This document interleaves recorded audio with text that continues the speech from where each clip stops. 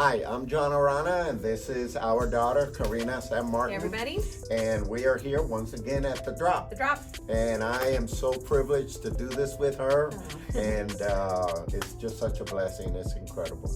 But anyhow, we've been talking about how to deal with anxiety, how to manage that, how to overcome it, and really have control over it.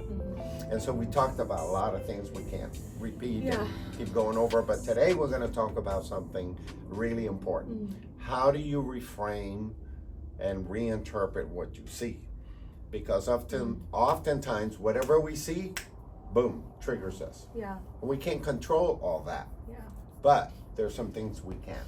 So here's the pattern. An event happens that you can't control. Immediately you have a thought that's happening, you don't even notice it. Right after that thought, you have an emotion, and you're caught up in this train right away. After your emotion is really energy. The body has energy because it's getting you ready for some fight, flight, some action. So you take action, you behave, and then you get your result. Right. So in Christianity, what's been happening is, and I think it's changing, thank God, but people always focus on the behavior. Right. Yeah. I gotta stop Just smoking, I correcting gotta stop behavior. drinking, I gotta Right. stop cursing. Instead of getting to that core, the very first thing, which is that thought. That's it. Yeah. And that is what we're talking about Yes. right now. Yeah. Because How do that's you all reframe connected something? to the anxiety issues, the Yeah. high stress issues. Yeah. It starts with the thoughts, and then working on reframing that experience or that thought is super important to helping you manage that better and helping you to be able to activate peace into it versus activating all the other things that anxiety can bring. And we know that it's not easy to do that. No, it's not easy. It takes a lot of practice. But it is a tool that we have through God, that we have through the Word, that we can do to help us. Yeah, because otherwise people feel victimized. Yeah. Look at me. Yeah. Why? And they might even say, why would God make me this way? Yeah. You know? God didn't make anybody depressed. Oh, man. You weren't born depressed. Yeah. You know, Yeah. you weren't born with anxiety. Yeah. You know, and of course some people say there could be some genetic factor. But Right. overall, it's a lot of the environment, how we're raised, the kind of household, blah, blah, blah. It's interesting. I was talking with Sergio the other day about, I don't even remember what it was about, but he was telling me that he was reading something, and he was reading about how there could be two people that experience like the same experience, but they take it in differently. Totally. And so they take in the same exact experience differently, and they create different connections to it. They create different memories. Different they create realities. different realities, different formations about that whole thing because of how they take it in and how they feel and how they interpret it. And I was like, that's so interesting because it really it was taking me down to this like core thought of like everything I experience, it's up to me what I allow myself to do with that. You know, how I allow myself to think about it, what I allow myself to feel about it, the determinations that I make because of it. And so I think when talking about anxiety, you know, I think that's a good like pause moment when you're in a stressful moment, like to try to stop yourself and say, okay, how am I going to take this in? And what am I going to think? And what am I going to do? And because you're already caught up in it. You're already, so how am I taking this? Do I need to reframe this? Do I need to rethink this?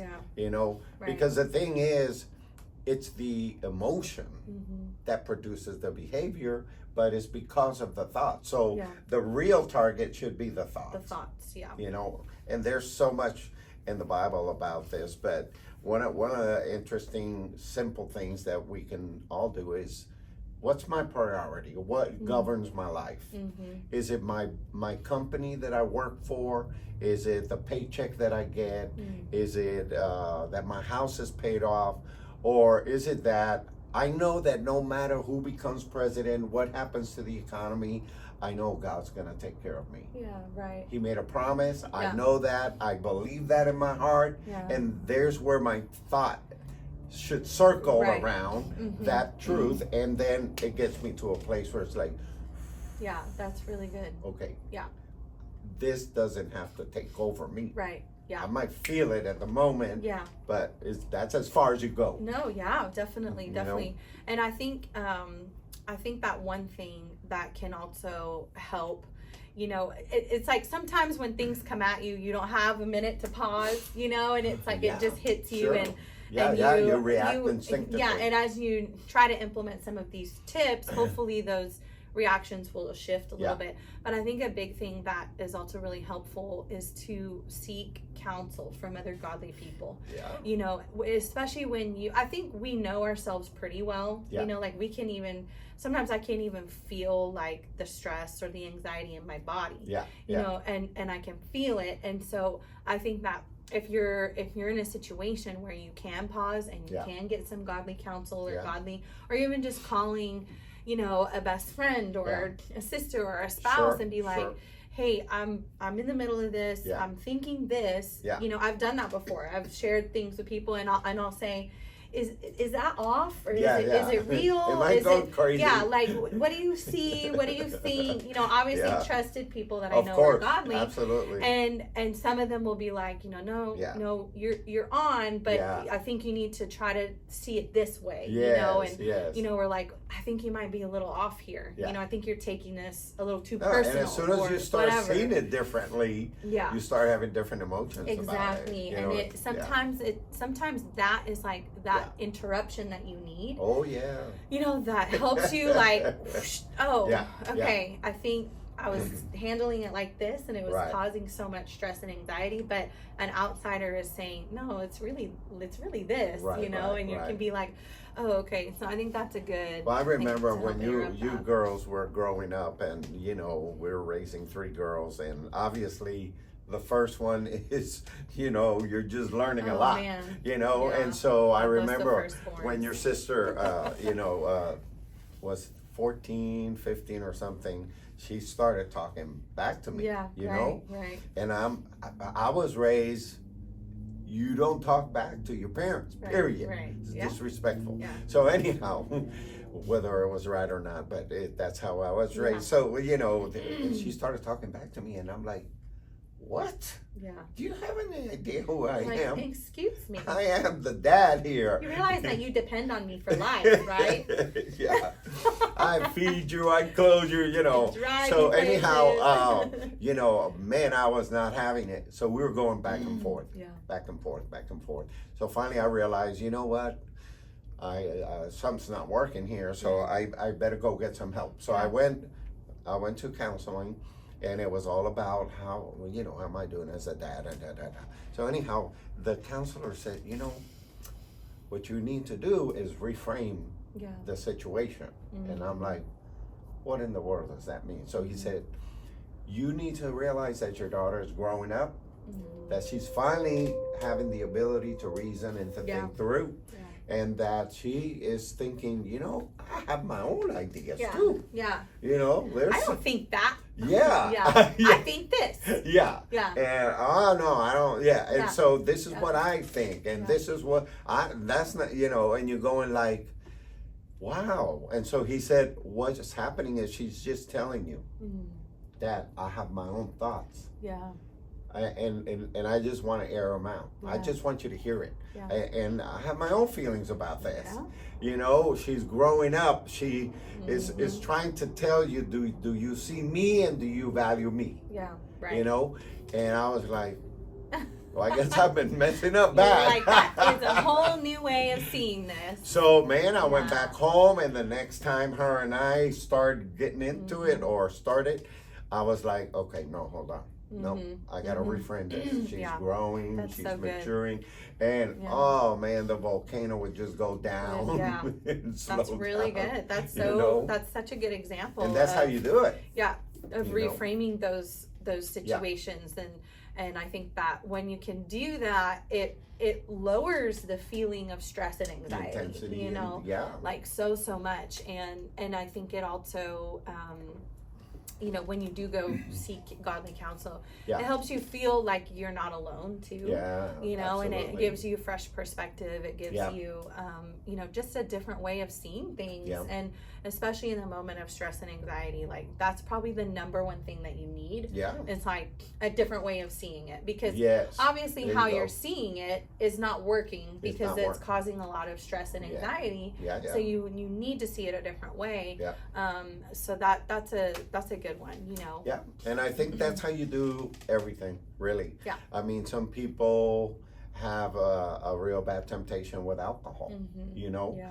And again, how they interpret that. Yeah. They probably interpret that, man, that's the thing that really makes me feel good. And it's actually something that, you know, intensifies that the issue. Is that neural association. Yeah. But anyhow, it's the same thing with food. Yeah. You know, with all kinds of pleasures. It's the same thing. Yeah. So you got to learn to reframe it. You know, those hamburgers, with your double cheeseburgers, I have to reframe that. Oh my God. I'm definitely about that. I'm definitely like a stress eater. I've noticed that about myself. Like if I'm under a lot of stress, like high stress, I'll be like, oh, I just need like a nice little snack, or I just need to go treat myself. I just need like a nice little treat, you know. And so I've been working on like reframing those moments. You know, like sometimes it's not like getting a snack or a treat. It's not connected to stress. And I don't That's feel how I eat. I don't feel a certain way about it. But when I find myself turning to that because of stress, what I've been trying to do is like, okay, let me have a healthy snack. You know, because it's like I'm doing it because I'm stressed, but at least I can put something healthy in my body. There you go. You know, and so like little baby steps, right? That's you know, good. And so I think that finding those things, it's kind of that replacement thing we've been talking about too. You know, but I think another thing. When I was looking at ways to deal with anxiety as a Christian, and this article was saying that self-care is actually like equal to God care. Oh, and I thought that was tell me about really, that really good. And basically what it was kind of touching on was saying like it's important to take care of yourself, because you're being a good steward of yourself, which is what God gave you. God gave you your body. This is the instrument. And anxiety affects your body, and anxiety affects you physically, also spiritually. But self-care is important because it keeps your body strong, and it keeps yourself healthy. So obviously this goes with physical care, it goes with spiritual care, mental care, you know, and so making sure that you're tending to yourself in a healthy way, just physically, is also really important when trying to tackle anxiety, because you can't ignore the fact that you have a physical body when you're dealing with anxiety. There's the spiritual side, which is connected to the emotions and thoughts, but then there's the physical side too. You need to find something physically that helps you release stress, whether it's working out or taking a walk. Sometimes we have to reframe and adjust our diet. What we eat that can cause anxiety. Certain things like you know, people that drink a lot of coffee can trigger anxiety, and that can trigger your nerves on overload. You know, different things like that. You know, are practical things that we should all, and it's different for everybody. You know, just because coffee is good for somebody doesn't mean it's going to work good for me. So those things are, you know, on the preference side. You know? So but there is a way. Yes, so what we're saying is there is a way to that you can be in charge of what you're thinking here. here. Can have peace. To have peace and have harmony with people. You know, your relationships will improve because when you have high anxiety or fear and everything, it causes us to say things we shouldn't say or react certain ways. Or do things we wouldn't normally do, you know, because we're in that moment. And and I think that, I honestly don't think that anxiety ever goes away. I think that it's something, you know, that you just have to... it changes its face. It changes its face, and it's something that you have to arm yourself for to handle it better. And to handle it in a good way that works with you.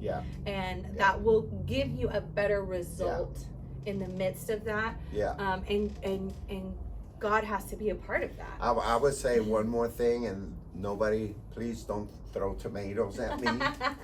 But if you also want to take another step to increase your peace of mind, is minimize your social media. Oh, for sure. Minimize that, yeah. because I'm telling you, I tell myself, and I look at news, and that's one of my problems. I look at news, I want to know what's going on, and it creates anxiety. Yeah.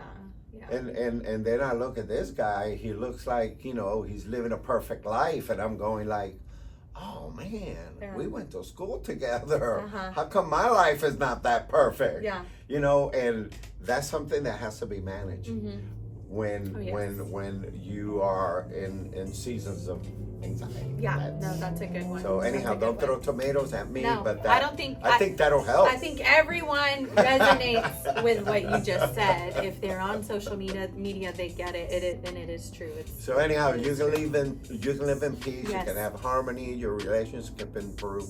Yeah. Very much. If you take action. Yes, and take you are action. proactive about that. That's good. So God bless you. God bless you guys. Praying for you, and thank you for being here with us. See you next time.